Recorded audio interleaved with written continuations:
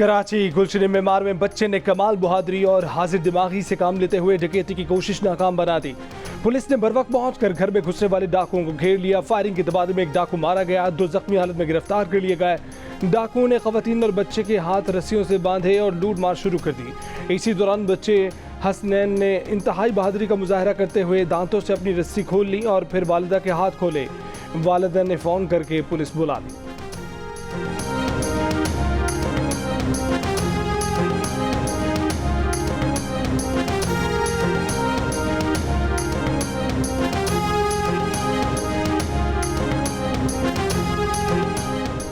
Lahore Shahdara town में मुबैना police मुकाबला, टोपी गैंग के 2 डाकू हलाक। डाकुओं ने हफ्ते के रोज शाहदरा में बाप के सामने बेटी को कत्ल किया था। डकैती के दौरान कत्ल की गई लड़की की ईद के बाद शादी थी। वालिद के साथ जहेज का सामान खरीद कर वापस आ रही थी। लड़की की जान लेने से कुछ देर पहले डाकुओं ने एक नौजवान को भी तकरार पर कत्ल किया था। मकतूल शहरोज भट्ट के भाइयों ने जान का खतरा जाहिर करते हुए कातिलों को माफ करने का कहा था। इलाका मकीन भी खौफ का शिकार थे।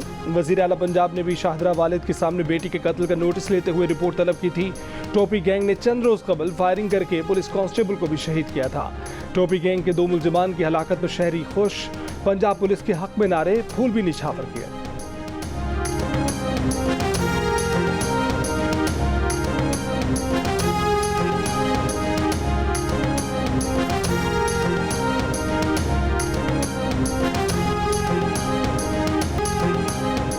सऊदी वली अहद शहजादा मोहम्मद बिन सलमान से मक्का मुकरमा में वजीर आजम शहबाज शरीफ की मुलाकात। वजीर आजम के एजाज़ में दिए गए इफ्तार डिनर में सऊदी वली अहद शहजादा मोहम्मद बिन सलमान ने वजीर आजम शहबाज शरीफ और पाकिस्तानी वफ्द का इस्तकबाल किया।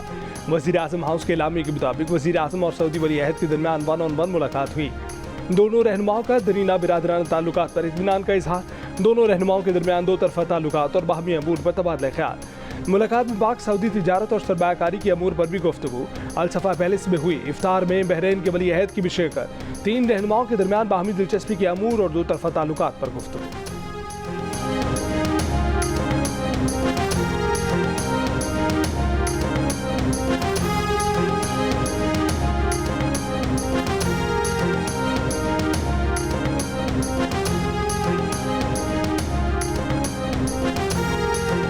वज़ीर आज़म शहबाज शरीफ ने उम्रे की सादत हासिल कर ली। पाकिस्तान और आलम इस्लाम की सलामती, तरक्की और खुशहाली के लिए खुसूसी दुआएं।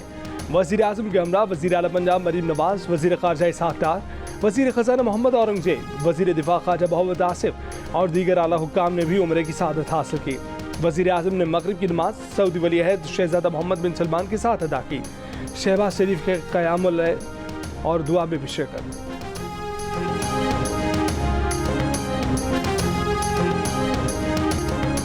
मस्जिदुल हराम और मस्जिद नबी सल्लल्लाहु अलैहि वसल्लम में 29वीं तरावी में ख़त्म कुरान और दुआ। मज़लूम फ़लस्तीनियों के लिए हर आंख अशकबार। मुस्लिम मस्जिदुल हराम के अंदरूनी और बैरूनी सहनों के अलावा छत और अतराफ़ की सड़कें ज़ायरीन से भर गईं। ख़त्म कुरान की दुआ में शिरकत के लिए ख़ुसूसी इंतज़ामात।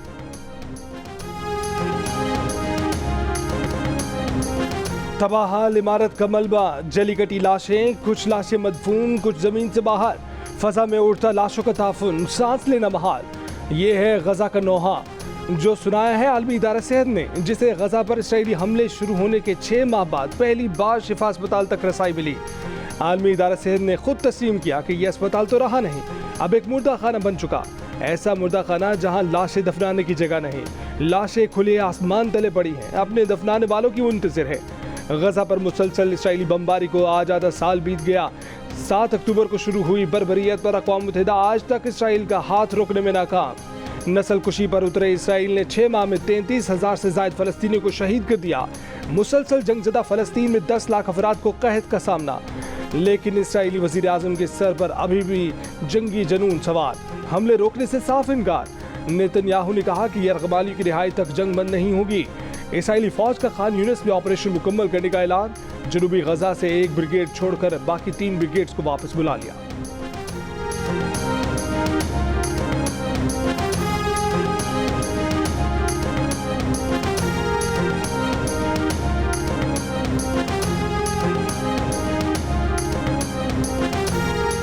कतर, मिस्र और अमेरिका की सालसी में गजा जंगबंदी मुज़ाकरात। मिस्री सदर अब्दुल फतेह अल सीसी की अमेरिकी खुफिया एजेंसी CIA के सरबराह से मुलाकात।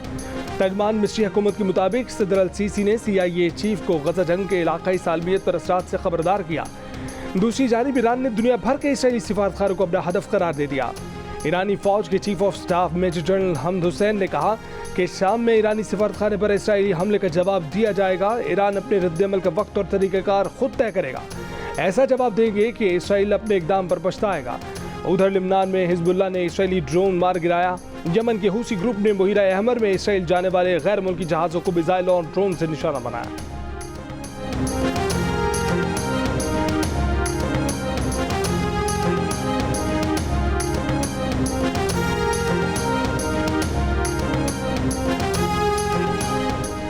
महकमा मौसमियात ने कहा है कि 9 अप्रैल को ईद का चांद नजर आने का कभी इम्कान है। महकमा मौसमियात के मुताबिक कल मुल्क के अक्सर हिस्सों में मतला साफ होगा और इंसानी आँख से नजर आने के लिए चांद की उम्र भी पूरी होगी। शवाल का चांद देखने मरकजी रुयत हिलाल कमेटी का इजलास कल इस्लामाबाद में होगा।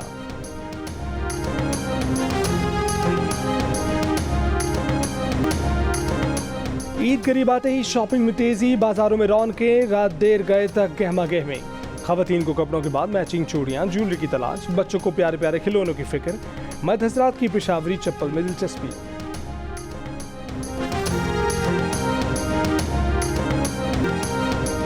सदर मुमलिकत ने सेनेट का इजलास मंगल की सुबह 9 बजे तलब कर लिया। इजलास में नए अरकान की हल्फ बर्दारी होगी।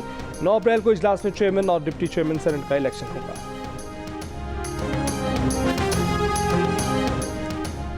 वसूख से कहता हूं कि अप्रैल में ही बानी PTI बाहर आ जाएंगे। PTI के रहनुमा लतीफ़ खोसा की प्रोग्राम ने पाकिस्तान में गुफ्तगू, बोले कोई उसे डील कहेगा तो ये कमजोरफी वाली बात होगी।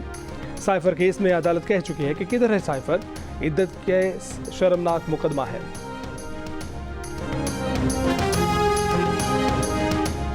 फौजदार के इलाके उमर फारूक चौक के करीब धमाका, 2 शख्स जम भाग, 5 जख्मी। धमाका मोटरसाइकिल में नस्ब बारूदी मवाद के जरिए किया गया। इब्तदाई तहकीकात के मुताबिक करीब खड़ी पुलिस की गाड़ी टारगेट थी। वजीर दाखिला मोहसिन नकवी की मजम्मत, कहा कि सिक्योरिटी फोर्सेज और अवाम दहशतगर्दी के खिलाफ जंग में पुरअज़्म है। नायब सूबेदार खालिद नसीर शहीद आबाई इलाके फैसलाबाद में मुकम्मल फौजी एजाज के साथ सुपुर्द खाक कर दिया गया। नमाज जनाजा में पाक फौज के अफसरान, जवानों, रिश्तेदारों और अहले इलाके की बड़ी तादाद ने शिरकत की। ISPR के मुताबिक नायब सूबेदार खालिद नसीर गोनफॉर्म जिलास के करीब लैंडस्लाइडिंग की जद में आकर शहीद हो गए थे।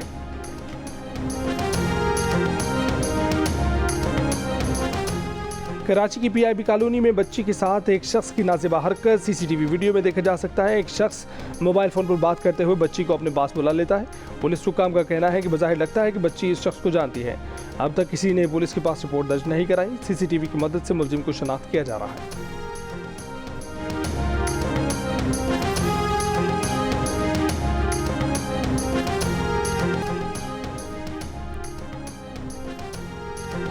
लेस्को की जानिब से बिजली के बिलों में ओवर बिलिंग का मामला। FIA ने लेस्को के आला हुक्काम को आज रिकॉर्ड समेत तलब कर लिया।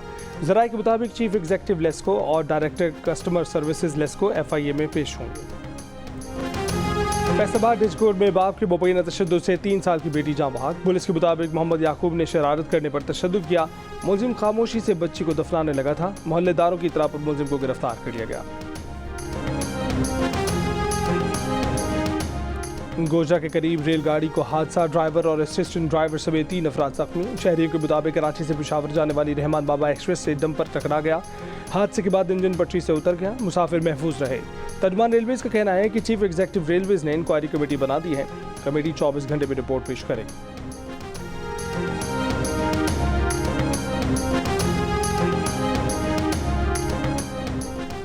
काजी अहमद के करीब गांव शेर अली खोसो में पुलिस की कार्रवाई। 10 साल कबल पंजाब से अगवा की गई खातून बाजियाब। पुलिस का कहना है कि काजी अहमद के रिहायशी करीम खोसो ने अगवाकारों से खातून को खरीदा और शादी कर ली।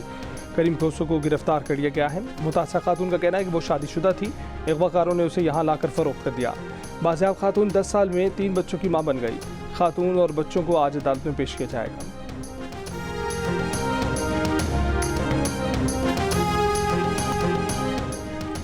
सिख रहनुमाओं पर हमलों में कोई थर्ड पार्टी नहीं बल्कि रॉ बराह रास्त मुलव्विस है। सिख हुर्रियत रहनुमा गुरपतवंत सिंह बन्नू के प्रोग्राम ने पाकिस्तान में बैरून मुल्क मुकीम सिख शहरियों पर भारतीय कातिलाना हमलों से मुतल्लिक़ अहम इंकशाफा। कहा कि सिख रहनुमाओं पर हमले भारतीय वज़ीर आज़म नरेंद्र मोदी की इजाज़त के बगैर नहीं हो सकते। खालिस्तान तहरीक मकबूल तहरीक है, अगर मकबूल ना होती तो मोदी हमें निशाना न बनाता।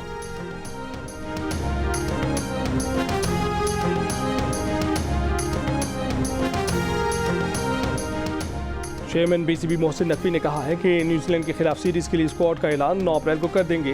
गैर मुल्की कोचेस का फैसला 14 अप्रैल तक हो जाएगा। न्यूजीलैंड के खिलाफ सीरीज में गैर मुल्की कोचेस की दस्तयाबी के दारोमदार उनके साथ कॉन्ट्रैक्ट पर हैं। चेयरमैन चैंपियन ट्रॉफी पाकिस्तान में ही होगी। भारतीय टीम के पाकिस्तान आने या ना आने की बात अभी कबल अज़ वक्त है। उस्मान खान पाकिस्तान के लिए अहल हैं और वो खेलेंगे।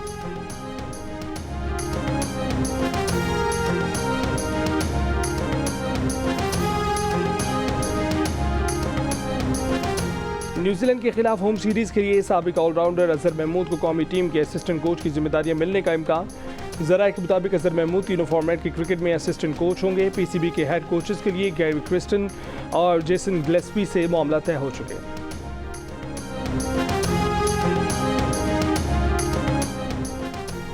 और पाकिस्तान क्रिकेट टीम के कप्तान बाबर आजम ने कहा है कि कप्तानी जिम्मेदारी है, सबको साथ लेकर चलता हूं, इंशाल्लाह T20 वर्ल्ड कप जीतेंगे। पाकिस्तान के बाद दूसरी पसंदीदा टीम न्यूजीलैंड है। मेरे रन आउट होने पर वालिद बहुत नाराज़ होते हैं, उनको रन आउट नापसंद है। केन विलियमसन की कवर ड्राइव पसंद है। पैट कमिंस सबसे मुश्किल बॉलर हैं। भारत में शेरवानी देखने की खबर दुरुस्त नहीं।